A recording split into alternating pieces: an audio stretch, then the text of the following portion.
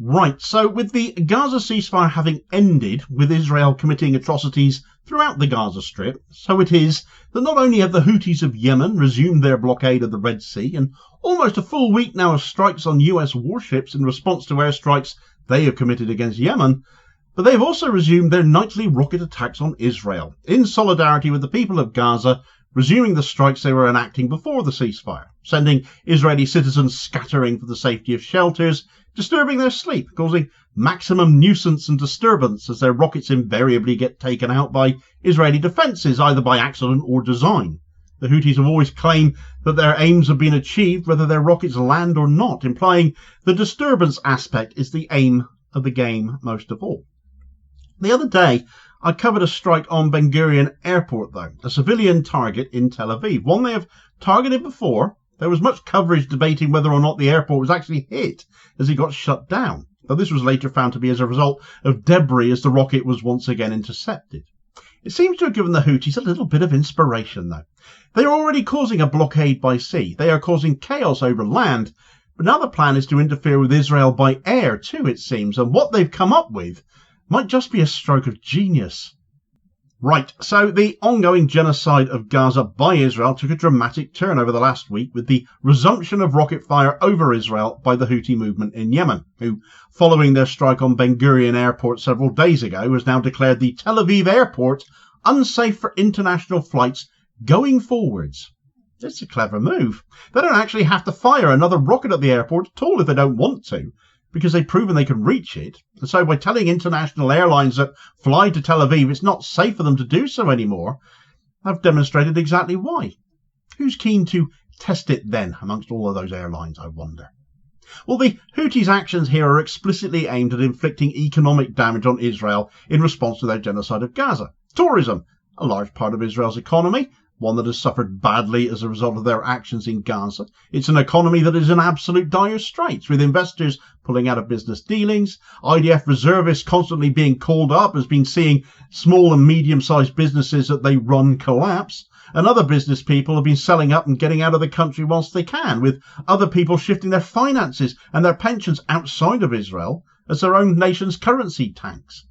Hitting Israel in the pocket, rather than literally with a rocket, is a stroke of genius. And the hub that is Ben Gurion Airport, being threatened with a strike at any time and aimed at airlines too, could be their most damaging attack yet. And they may not, as I said, even need to fire another rocket at the airport if it puts enough people off flying there. That said, they've been firing rockets at Ben Gurion Airport again today as I was writing this, which was kind of them, for my narratives anyway. Anyway, the Houthi movement, or Ansar Allah, has long positioned itself as a staunch opponent of Israel and an ally of the people of Palestine following the events of October 7th, following the genocide Israel began in Gaza in the aftermath of that attack. Since the end of the Gaza ceasefire, the group has renewed its efforts to challenge Israel's military actions in Gaza by targeting military infrastructure or open spaces, enough to trigger the air raid sirens in Israel, enough to cause disturbance, if no actual significant damage. Following the attack on Ben Gurion Airport, which saw their rocket taken down by Israeli air defences earlier this week, Israel's Iron Dome, perhaps some of this rocket fire testing that once more to see how Israel may have possibly rebuilt the ailing system during the Gaza ceasefire, the Houthis succeeded in shutting down the airport for a few hours due to debris falling, and it seems this gave them a bit of an idea because they've now declared Ben Gurion Airport unsafe for international flights, warning that any airlines operating in Israeli airspace would be targeted themselves as well now. Having proven they can shut the airport down, they are now threatening to do so at any time, and clearly they seem capable of doing so. Perhaps that's what their rocket attacks today are all about, just making that point abundantly clear. The Houthis' targeting of Ben Gurion Airport is not an isolated incident. I don't believe it comes out of a desire to target civilians specifically either, else they would target civilian areas far more commonly than they have ever seemed to have done previously. And I also take that point because I've noted the rescuing of crews from the shipping they've crippled in the Red Sea blockades as well. There doesn't seem to be any desire to deliberately target civilians, though obviously what they are doing invariably carries that risk, that significant potential. The targeting of this airport now, though, seems to be part of their latest move as part of a broader strategy to undermine Israel's ailing economy. It's why they started the shipping blockade, after all. and isolate it more internationally, putting off people from wanting to visit, as if Israel isn't doing a good enough job of that on its own, but also rendering it unsafe to just potentially fly there.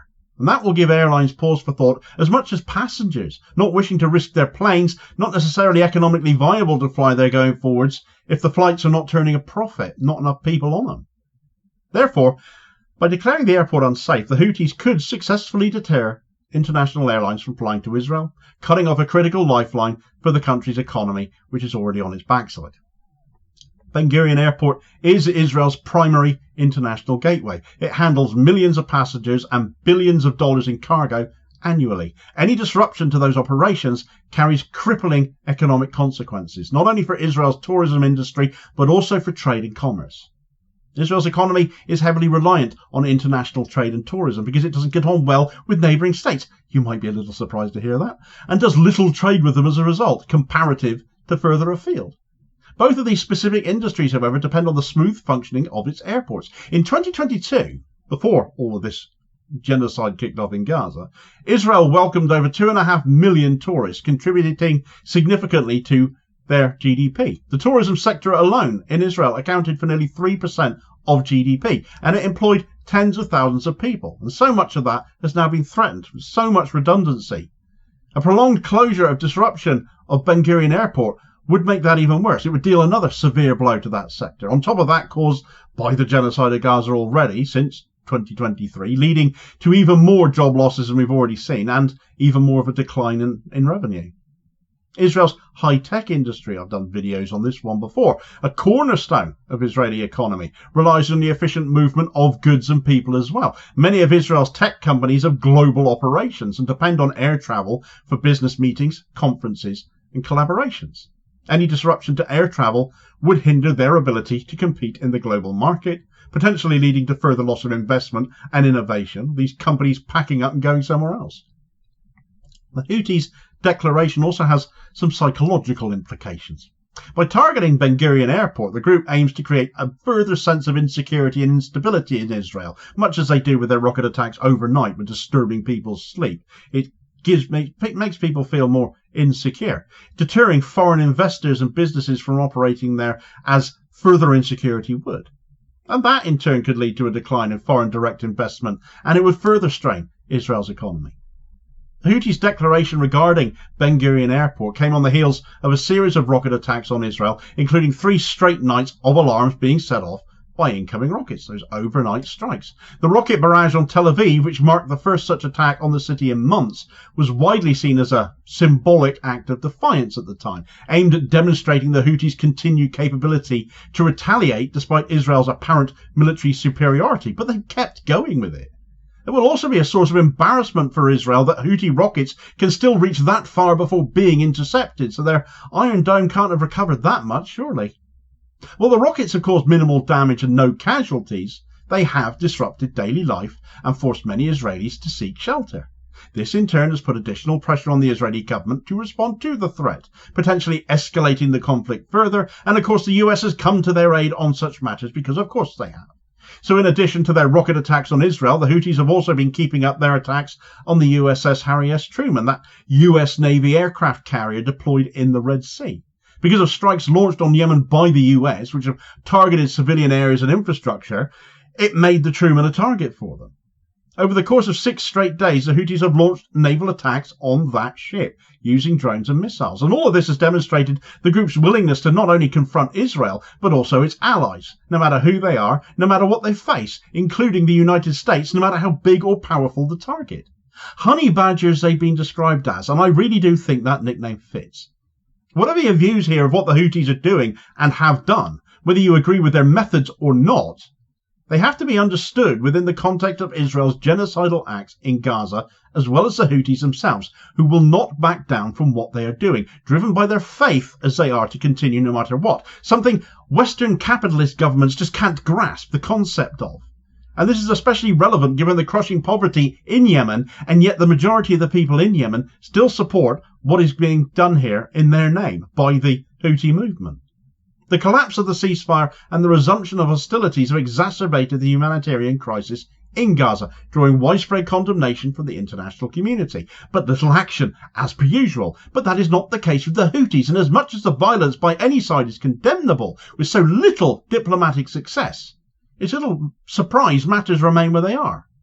By effectively declaring Israel's largest airport a no-fly zone, though, the Houthis may have struck a heavier blow here than any of their previous rocket attacks ever have. For more on the story of the Houthi strike on Ben Gurion Airport the other day, which really did cause absolute chaos, check out all the details of that story in this video recommendation here as your suggested next watch. Please do also hit like, share and subscribe if you have not already done so as to ensure you don't miss out on all new daily content, as well as supporting the channel, which is enormously appreciated. And I will hopefully therefore catch you on the next vid. Cheers, folks.